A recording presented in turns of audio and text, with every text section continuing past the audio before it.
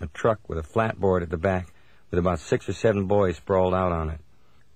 The drivers, 2 young blonde farmers from Minnesota, were picking up every single soul they found on that road. I ran up and said, "Is there room?" They said, "Sure, hop on. There's room for everybody." I looked at the company. There were 2 young farmer boys from North Dakota in red baseball caps, and they were headed for the harvests. There were 2 young city boys from Columbus, Ohio, high school football players, chewing gum, winking, singing in the breeze. "We're going to L.A., they yelled. "What are you going to do there?" "Hell, we don't know. Who cares?" Then there was a tall, slim fellow who had a sneaky look. "Where are you from?" I asked. And he turned slowly to me, opened his mouth, and said, "Montana." Finally, there was Mississippi Gene in his charge. Mississippi Gene was a little dark guy who rode freight trains around the country. A hobo with a youthful look, so you couldn't tell exactly what age he was. His charge was a 16-year-old tall blonde kid. They wore old clothes that had been turned black by the soot of railroads and the dirt of boxcars. The blonde kid was quiet. He looked straight ahead and wet his lips in worried thought. I was glad when the farm boys who owned the truck decided to stop in North Platte and eat. "Piss call," said one. "Time to eat," said the other. We all shambled after them to a restaurant and sat around over hamburgers and coffee while they wrapped away enormous meals, just as if they were in their mother's kitchen. Everybody had joined them except the 2 hobo kids, Gene and his boy. When we all got back, they were still sitting in the truck, forlorn and disconsolate. Now the darkness was falling. The drivers had a smoke. I jumped at the chance to go buy a bottle of whiskey to keep warm in the rushing cold air of the night. They smiled when I told them, "Go ahead, hurry up." I felt something different in the air in North Platte.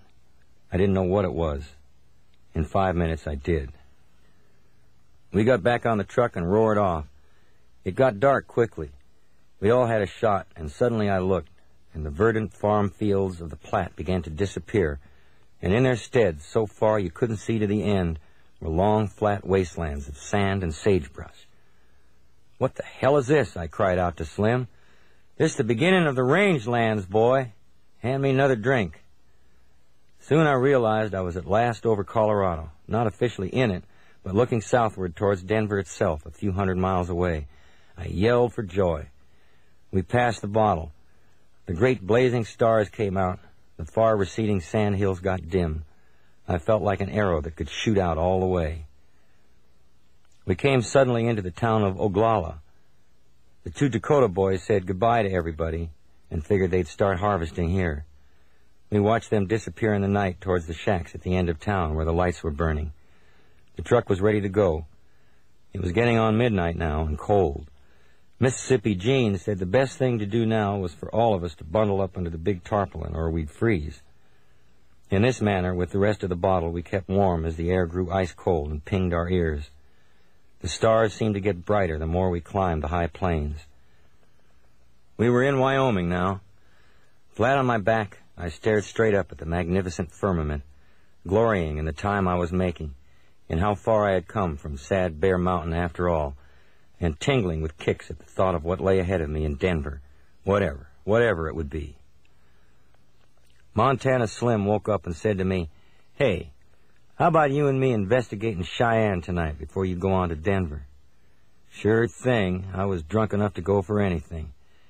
As the truck reached the outskirts of Cheyenne, we saw the high red lights of the local radio station, and suddenly we were bucking through a great crowd of people that poured along both sidewalks. "Hell's bells, it's Wild West week," said Slim. We had to jump off the truck and say goodbye. The Minnesotans weren't interested in hanging around. It was sad to see them go, and I realized that I would never see any of them again. But that's the way it was. We started hitting the bars. I had about $7, 5 of which I foolishly squandered that night. We picked up 2 girls, a pretty young blonde and a fat brunette. We took them to a rickety nightclub that was already closing, and there I spent all but $2 on scotch for them and beer for us. I was getting drunk and didn't care. Everything was fine. My whole being and purpose was pointed at that little blonde. I wanted to go in there. The blonde said she wanted to go home, in Colorado, just over the line south of Cheyenne. "I'll take you in a bus," I said. No, the bus stops on the highway, and I have to walk across that damn prairie all by myself. Ah, listen. We'll take a nice walk in the prairie flowers.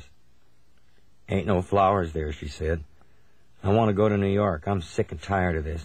Ain't no place to go but Cheyenne, and ain't nothing in Cheyenne. Ain't nothing in New York. Hell there ain't, she said with a curl of her lips. The bus station was crowded to the doors. Slim was dozing on a bench. I sat down. Bus stations are all the same all over the country. They give a feeling of sadness that only bus stations have. I curled up in a seat with my canvas bag for a pillow and slept till 8 o'clock in the morning. I woke up with a big headache. Slim was gone, to Montana, I guess. I went outside, and there in the blue air I saw for the first time, far off, the great snowy tops of the Rocky Mountains. I took a deep breath. I had to get to Denver at once. First I ate a breakfast, a modest one, of toast and coffee and 1 egg, and then I cut out of town to the highway. I got a ride right off in a brand-new car driven by a Denver businessman of about 35. He went 70. I tingled all over. I counted minutes and subtracted miles. Just ahead, over the rolling wheat fields, all golden beneath the distant snow of Estes, I'd be seeing old Denver at last. Before I knew it, we were going over the wholesale fruit markets outside Denver. There were smokestacks, smoke, rail yards, red brick buildings, and the distant downtown Greystone.